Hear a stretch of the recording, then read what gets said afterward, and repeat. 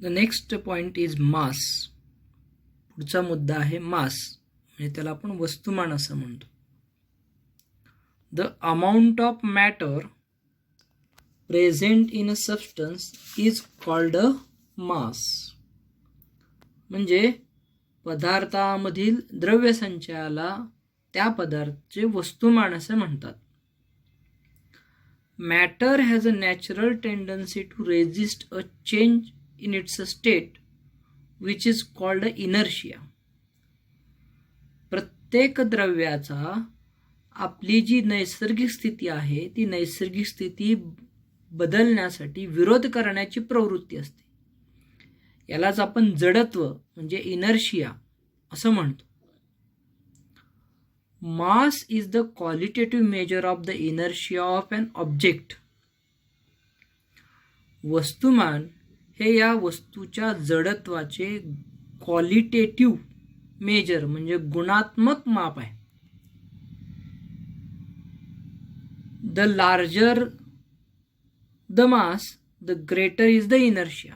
म्हणजे वस्तुमान जेवढं जास्त तेवढंच त्या पदार्थाचं जडत्वही जास्त. म्हणून so that the mass is a scalar quantity. वस्तुमान ही काय आहे तर अदिश राशी आहे. It does not change from place to place anywhere in the world. आणि म्हणूनच जगात आपण कुठेही गेलो तरी त्या वस्तूचे वस्तुमान बदलत नाही. But the quantities mass and weight are however different. परंतु वस्तुमान आणि वजन ह्या दोन्ही राशी ह्या वेगवेगळ्या आहेत. Gram and kilogram are the units of mass. तर वस्तुमान मोजण्याचे एकक ग्रॅम आणि किलोग्रॅम हे आहे. When we use the two pan common balance in a shop, we compare two masses. ज्यावेळी आपण दुकानदाराकडे दोन पारड्याच्या तराजूचा वापर करतो त्यावेळी आपण काय करत असतो तर दोन वस्तुमानांची तुलना करत असतो. म्हणजे एका पारड्यामध्ये आपण वजन ठेवत असतो आणि दुसऱ्या पारड्यामध्ये वस्तू ठेवत असतो आणि अशा पद्धतीनं त्या दोन वस्तूंच्या वस्तुमानाची तुलना करत असतो. ज्यावेळी त्या दोन वस्तूंचं वस्तुमान बरोबर होतं त्यावेळी आपण काय म्हणतो की त्या वजना एवढं त्या वस्तूचं वस्तुमान आहे. पुढचा जो मुद्दा आहे तो म्हणजे वेट. त्याला आपण मराठीमध्ये वजन म्हणतो. What we measure in grams kilograms is mass and not a weight.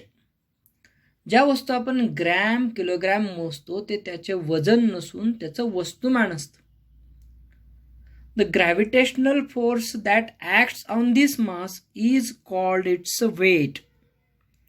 आणि या वस्तुमानावर जे गुरुत्वीय बल काय करत असतं त्या गुरुत्वीय बलालाच आपण काय म्हणत असतो वजन असं म्हणतो. The gravitational force by which the earth attracts an object towards its center is called the weight of the object. म्हणजे वजन म्हणजे काय आहे तर एखाद्या वस्तूवर पृथ्वीच्या गुरुत्वीय बलाने केलेलं कार्य. म्हणजे त्या वस्तूला पृथ्वी आपल्या केंद्राकडे ज्या शक्तीनं ज्या बलानं ओढत असते त्या बलाला आपण काय म्हणतो वजन असं म्हणतो. या वस्तुमानावर जेवढे गुरुत्वीय बल कार्य करते त्यालाच आपण वजन असे म्हणत असतो. Therefore the weight is a vector quantity. आणि त्यामुळंच वजन ही काय आहे सदिश राशी आहे. या ठिकाणी त्या पृथ्वीच्या केंद्राच्या दिशेनं म्हणजे या ठिकाणी दिशेचा उल्लेख होतो त्यामुळं या राशीला आपण काय म्हणतोय सदिश राशी म्हणतोय. And it is different at different places on the earth. आणि म्हणून पृथ्वीच्या वेगवेगळ्या ठिकाणी त्या वस्तूचं वजन हे आपल्याला वेगवेगळं दिसून येतं.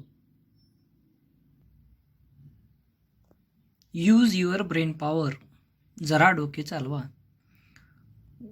Why would the weight of an object be maximum at the poles and minimum at the equator? म्हणजेच वस्तूचं वजन ध्रुवावर जास्तीत जास्त असतं तर विषुववृत्तावर ते सर्वात कमी का असतं, असा प्रश्न आपल्याला या ठिकाणी विचारलेला आहे. The earth is not a completely spherical planet. There is a slight depression on the both the polar regions. आपल्याला माहिती आहे की पृथ्वीचा आकार हा पूर्ण गोलाकार नाही आहे, तर ध्रुवीय टोकांना तो थोडासा दबलेला आहे आणि विषुववृत्तीय भागामध्ये तो थोडासा फुगीर आहे. Therefore, the equatorial radius is a little more than the polar radius. The gravitational acceleration at the center of the earth is 0. The gravitational force at the equator is greater than that of the polar region. त्यामुळे विषुववृत्तीय त्रिज्या ही ध्रुवीय त्रिज्येपेक्षा जास्त आहे, म्हणून विषुववृत्ताच्या मानाने पृथ्वीचे ध्रुव हे पृथ्वीच्या केंद्राच्या जास्त जवळ येतात. पृथ्वीच्या केंद्राशी पृथ्वीचे गुरुत्व त्वरण 0 असते आणि पृथ्वीचे गुरुत्वाकर्षण हे विषुववृत्ताच्या मानाने ध्रुवावर. पृथ्वीच्या केंद्राशी पृथ्वीचे गुरुत्व त्वरण 0 असते. पृथ्वीचे गुरुत्वाकर्षण हे विषुववृत्ताच्या मानाने ध्रुवावर जास्त असते.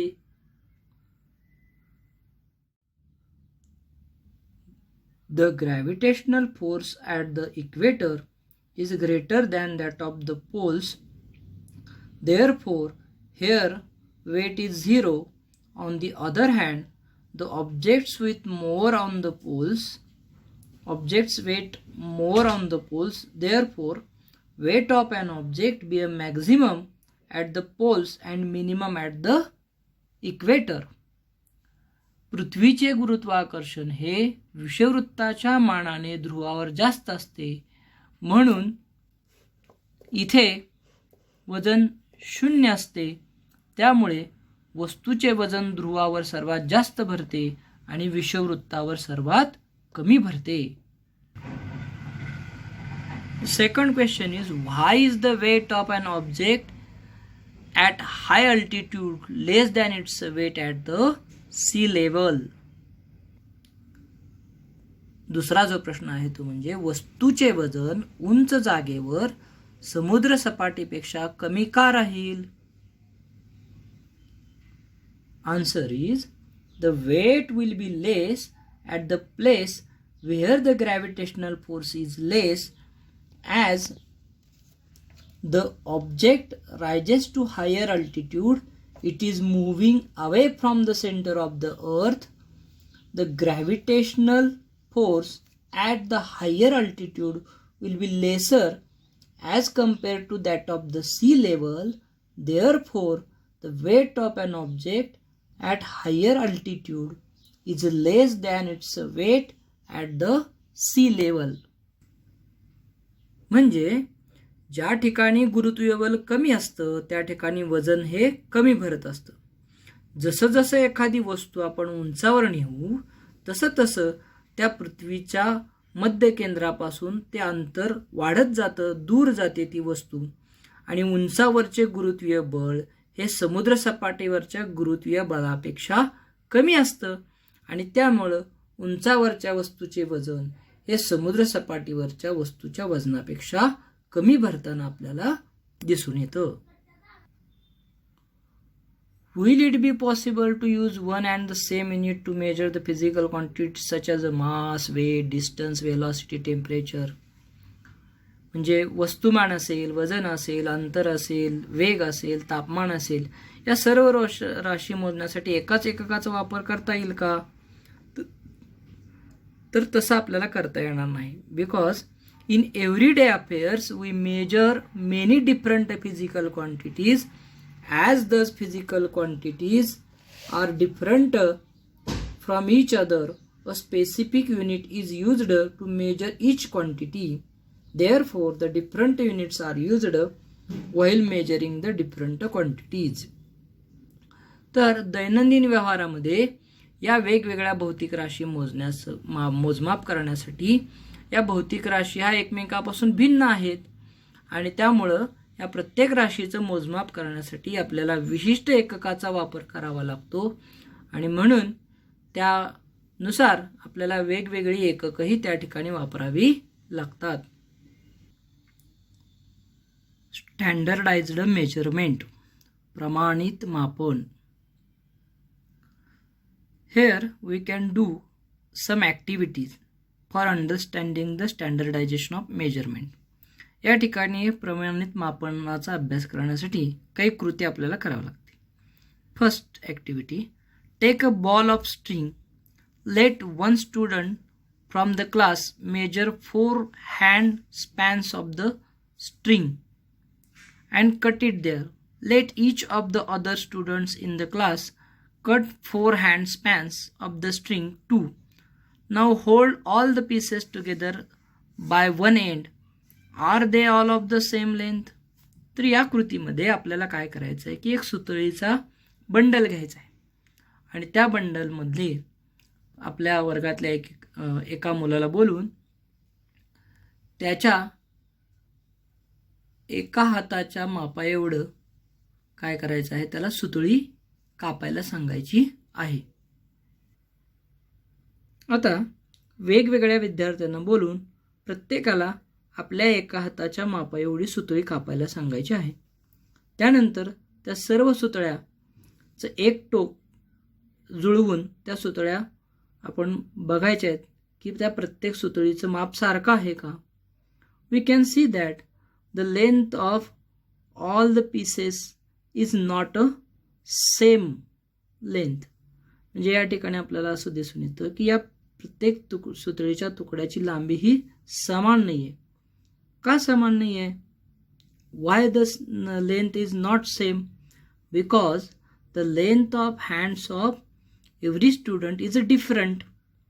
कारण या ठिकाणी प्रत्येक मुलाच्या हाताची लांबी ही कशी आहे, वेगवेगळी आहे. त्यामुळे सुतळीची लांबी सुद्धा कशी असणार आहे, वेगवेगळी आहे. Then the second activity, now measure the length of bench by means of span of your hand. Ask your friends to do the same. Did each of you obtain the same measure for that bench and what would be the reason?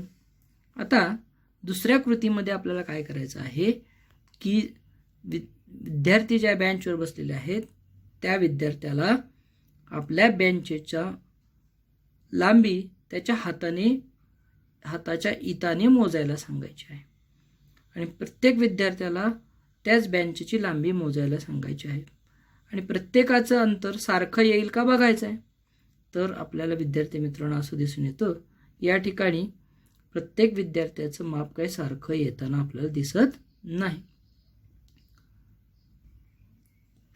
From about two activities we can learn that it is not scientifically correct to measure the physical quantities without any standard method.